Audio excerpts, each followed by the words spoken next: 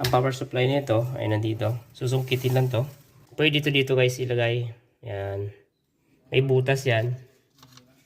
Yan. Tapos iliko nyo na lang papunta doon.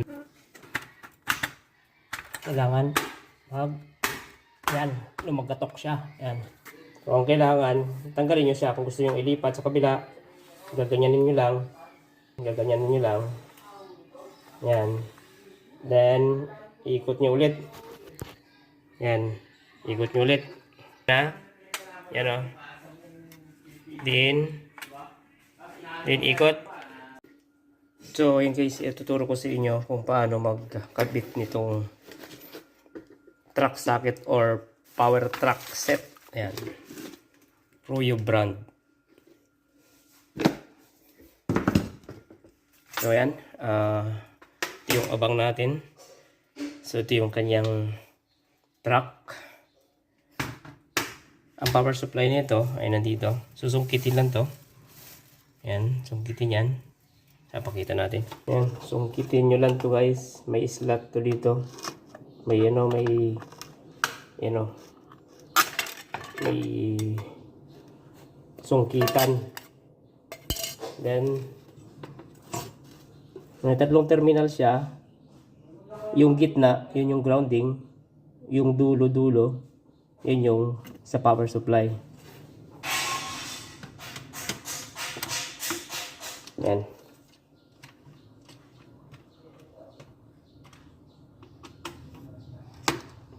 Yan. Luwagan lang. So, okay lang naman yan kung halimbawa ang inyong abang ay walang grounding.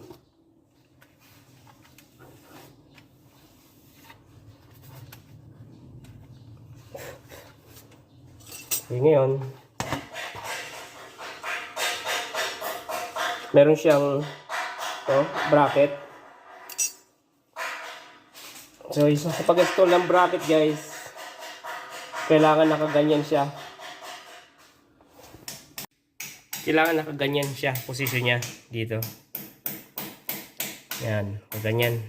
So, dalawa yan, kabilaan. So, dito yung isa. So, tapos, pag naikabit nyo na yan, lalapat lang to. May kanal yan. Sasakto lang natin doon. Mamaya, pakita natin. Kailangan tong ano na to, allowance na ito mula dito papunta dito.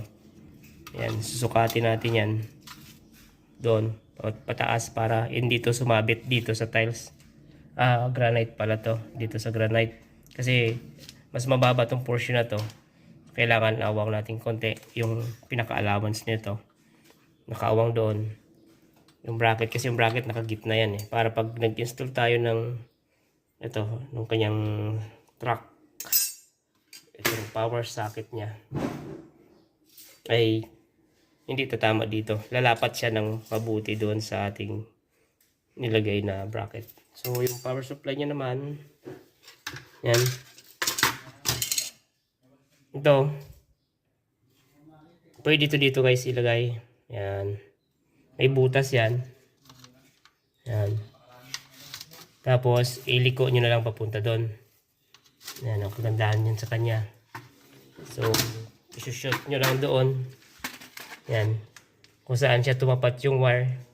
Tapos, gigilid nyo dito. Tapos, papunta doon sa power supply. So, unahin muna natin install to. Yan. Wala naman problema kung gaano kalayo yung inyong pagkabit yan. Mahalaga dyan ay hindi siya umuga. Yan. Dan dulo-dulo. So, dito natin ikabit yan guys. Yan. Part na to. So, okay. Guys, sukatin lang natin tong allowance na to. Yan o. Itong allowance na to. Punta dito. So, ano siya? Halos 2 cm. Kulang-kulang 2 cm siya. Ayan. So, parang 1 3/4. So, mamount natin yan dito, ganyan. Yan. Then, lalapisan natin. Nilapisan ko, yan, yung pinakababa ng ating bracket. Yan. So, ganyan siya. Yan. Okay. So, make sure lang guys na yung distansya nitong dalawa, halimbawa nandito yung terminal, yung hindi tatama dito sa part na to. Kasi, kapag na-install nyo na to, tapos hindi nyo napansin na mas malapit pala siya sa part na to, yung pag-install nyo ay sayang yung effort, no? Sayang yung oras. So, kaya make sure lang na hindi siya tatama. Yan. Nabawa ganito. Yan. Yan. At least, nandito isa. Nandito isa. Yan. Ayos yan. So, install na natin yan. So, guhitan muna natin. So, ito na yung pang-guide natin. Guhitan muna natin yung pinakailalim.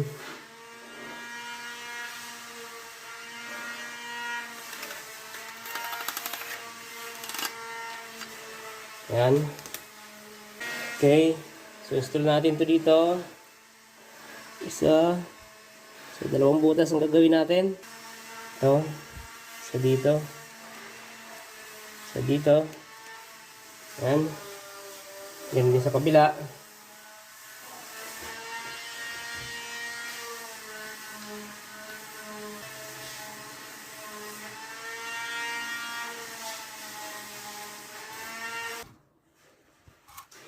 So, ayun. Yung isa, nandun sa dulo. So, try natin kung hindi mabakbak.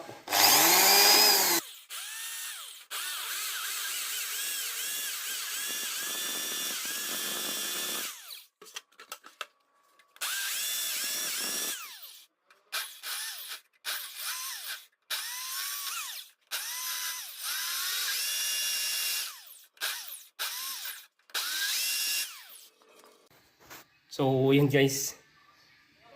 Nabigla kanina, nabaklas dito. Pero, okay naman, matibay naman to. Pina-slide natin pababa. So, masilyahan na lang to. Matigas pala tong mosaic na to. So, kakabit muna natin yung bracket niya.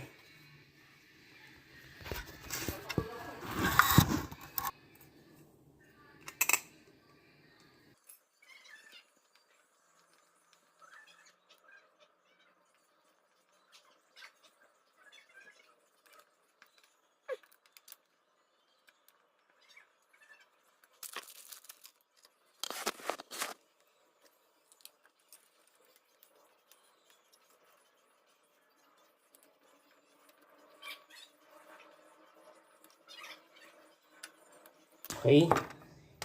So, tapos yun guys, ang gagawin natin, ito, install muna natin yung, so, yan, pakit lang natin dito.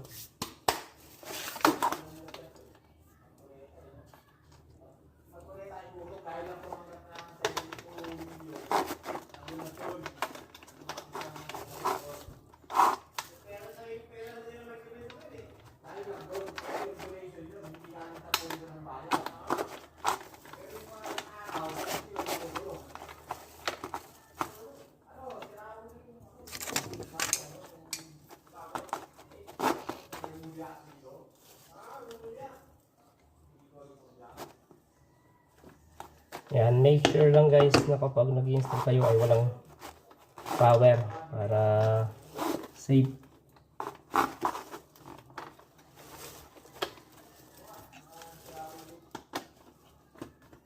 Yan.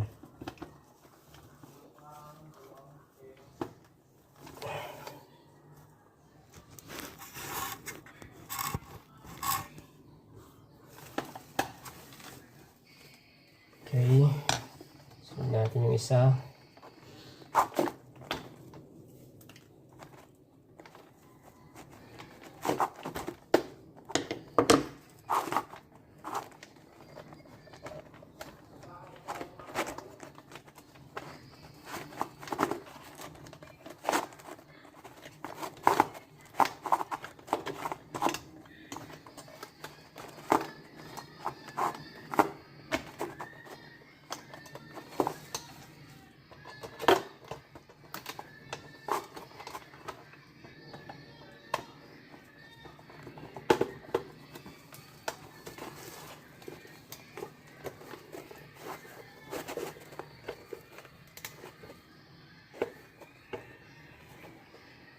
Okay.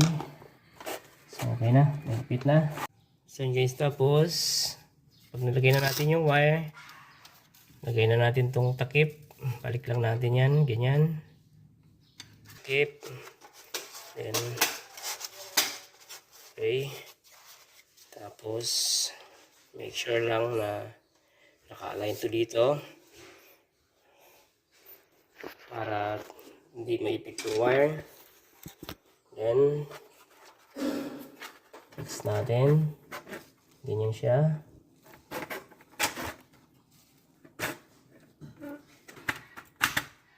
Kailangan yan, lumagatok siya. Yan.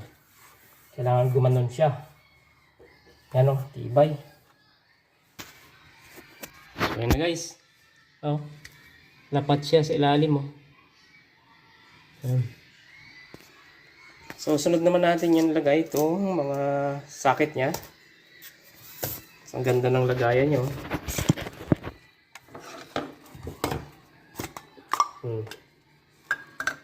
So, ito. Yan. Yung ano niya, nandito sa gilid. Yan o. Yung pinaka-supply niyan. Ito. Tsaka doon. So, pag nilagay natin yan dito, yan. Iikutin lang natin yan. Yan. Okay na yan. So, baligtarin natin yung grounding sa ilalim natin lagay. Okay. So, ganoon lang ang pagtanggal. Yan o. So, tuwid lang. So, ngayon, ang paglagay natin ay pag ganyan. Nandun yung ground. Dito yung sa power. So, ganyanin natin. Tapos, ikot. Yan. Nandun na sa baba yung grounding. So, pwede natin iusog yan guys kasi kahit saan. Pwede natin ilagay kahit saan yan. So, ang kailangan, tanggalin nyo siya. Kung gusto nyo ilipat sa kabila, gaganyanin nyo lang. Gaganyanin nyo lang. Yan. Then, ikot nyo ulit. Yan. Ikot nyo ulit. Okay. Yan. So, ganyan siya. So, lagay na rin natin yung kabila. So, itong isa guys, meron siyang ano, para sa charger. So, ganoon lang din. You know.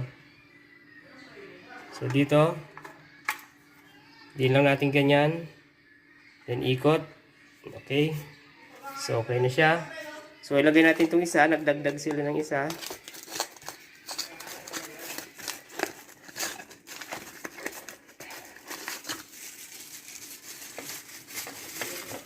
Yan.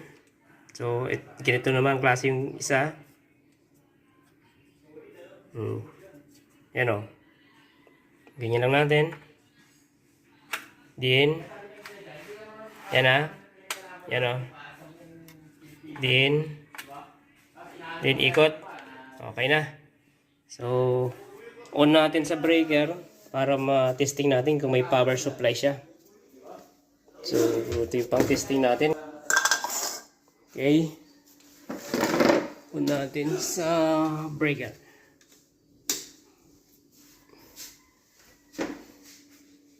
Saksak natin. Yan. Yan o. Yan yung patunay na may power na siya. Mayroon ng ilaw. So, saksak natin to. Yan. Pit na pit siya. Natin. Yan. May power. So, yun guys. Ganun lang siya kadali mag-install nitong truck socket. Yan. Pwede na tayo mag-charge dyan.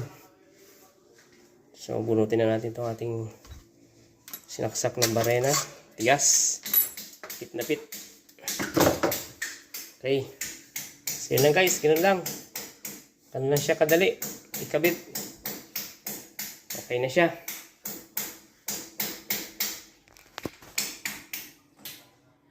Ayan. Paki-like and share nyo po kung nagustuhan nyo po yung ating kinabit na truck sack.